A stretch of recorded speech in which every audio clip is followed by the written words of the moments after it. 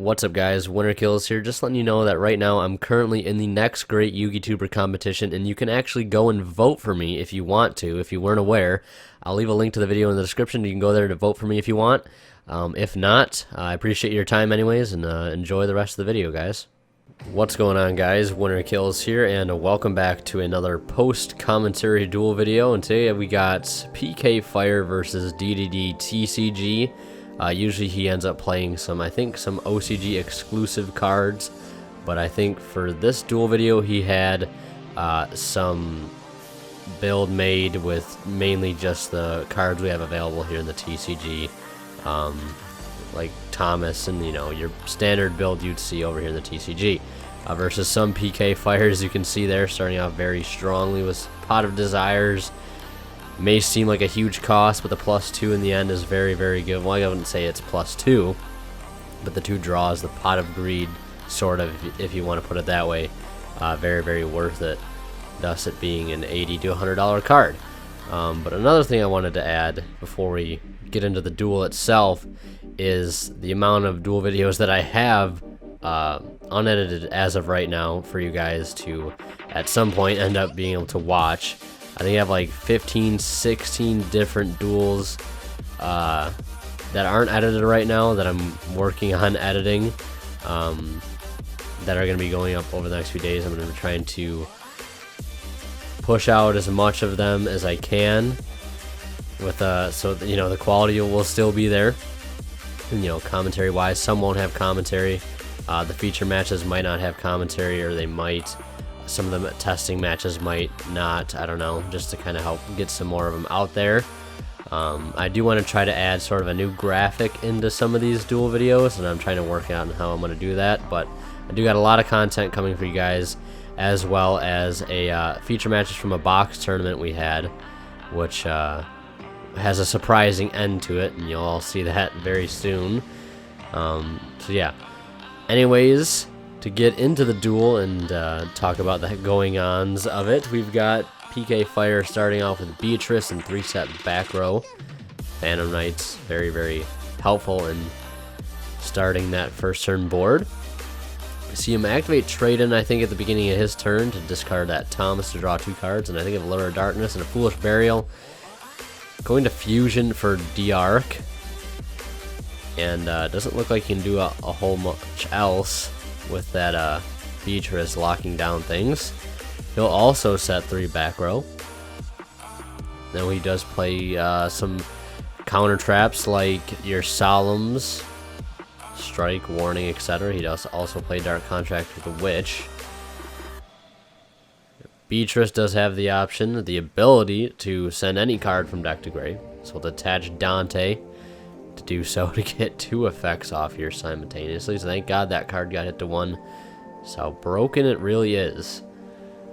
So it looks like he's going to send Skarm in the end phase, and then also end phase, hitting 2 of his back row, discarding Libic summoning Graph, or Seer, my bad.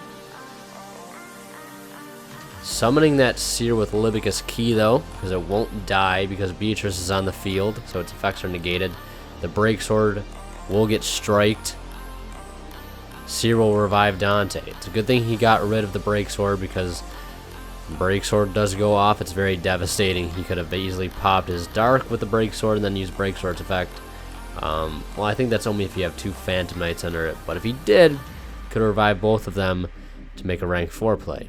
I never really knew the full effect of Break Sword until recently, because until recently I haven't played against much Phantom Knight Burning Abyss. But after getting to play against the deck a lot, it's actually really nice to finally play against something different. Been playing against a lot of Blue Eyes and a lot of Phantom Knights and a lot of Cosmo, and soon to be probably more Monarchs as well, which is somewhat normal, but the addition of PK Fire and Blue Eyes is a little bit different to me, and I like the new challenge of me playing Mermalice, obviously. So right now, that Beatrice and Dante on field, putting Beatrice into attack position.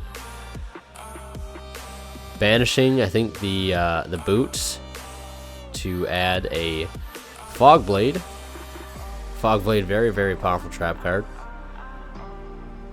Sort of a breakthrough skill or Fiendish Chain, I guess.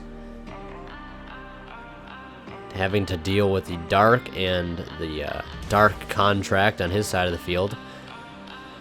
I think he hit another set strike with that Twin Twister earlier and a Dark contract with the Witch, so that was a pretty devastating blow to lose those cards. At least one of the strikes was able to resolve and get that Break Sword off the field. So he will crash the Beatrice, it looks like.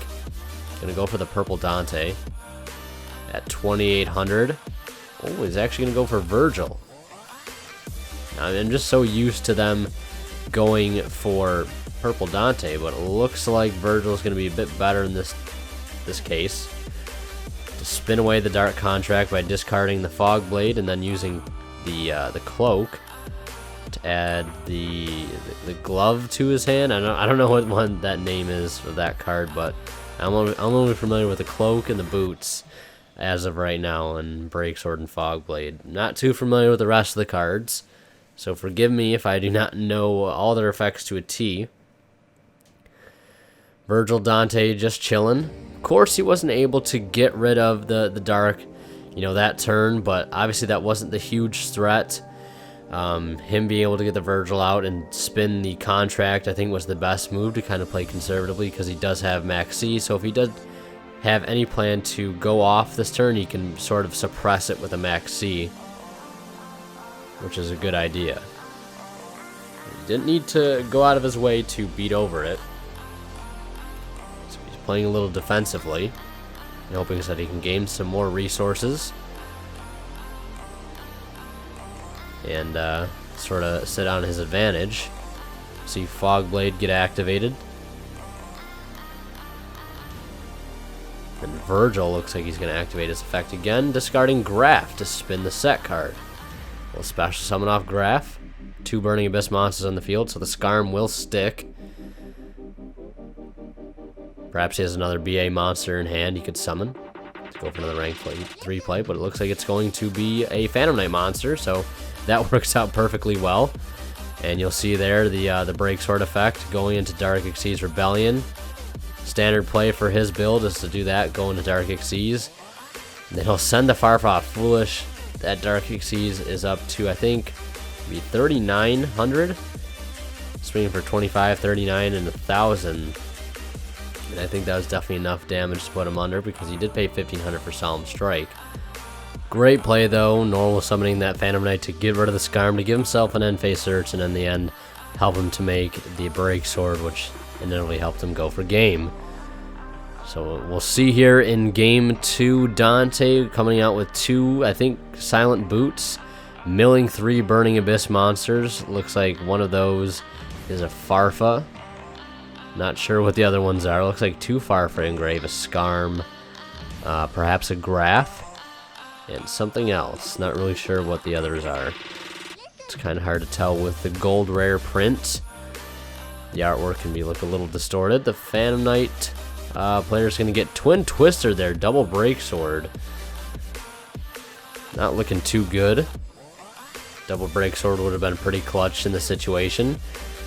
But he still does have Beatrice to send during either player's turn, but the only real threat, I suppose, he would have had, to stop any play would have been a Farfa, and I'm not sure if he plays triple Farfa in his build. He might have just exhausted both Farfas right then and there. We'll see a Max C off the 1-for-1, going for Glow Up Bulb. Again, putting him in a tough decision. Does he go into a formula, get a draw and pass, or does he end up being a little bit more aggressive in trying to OTK? Because he does, let's be honest, DDD does have OTK potential, so he could do that. We'll see. Oh, no, he does play a 3rd copy of Farfa. Okay, so he will send Farfa. Detaching Dante to add back a card. Banishing the Glow Up Bulb, putting him in even worse opposition. So can't do a whole lot there, other than probably, I would say, pass, unless he's got a Swamp King he could fusion with. Could probably go into... there's not much else actually could go into. End phase Glow Bulb will return. Luckily, he didn't end up using Glow Bulb's effect, because That would have really put him in a bad spot if he would have just used his once per duel effect without actually getting to synchro summon with it. That would have been kind of a bummer. See him pass over to BA side of things. See Beatrice detach again to send any card from the main deck to the grave. Those 2 Fog Blades are going to serve very well in the graveyard to be able to revive Phantom Knight monsters. We'll see him use Cloak and Silent Boots to add another Silent Boots and a Fog Blade. So, pretty strong right there. Phantom Knight engine working beautifully with the Burning Abyss. It's one thing I always liked about the 2 archetypes together is how well they fit, how different they are, but sort of how similar they are as well. Tour Guide coming down, very, very strong play. He's going to go into, looks like Seer. Could revive a Dante with that. He's going to go into Leviair the Sea Dragon. Detaching Seer. Summoning out a Cloak. Almost summoning a Silent Boots, going for Break Sword. Looks like Seer won't activate his effect. At least I don't think he will. Break Sword popping the set.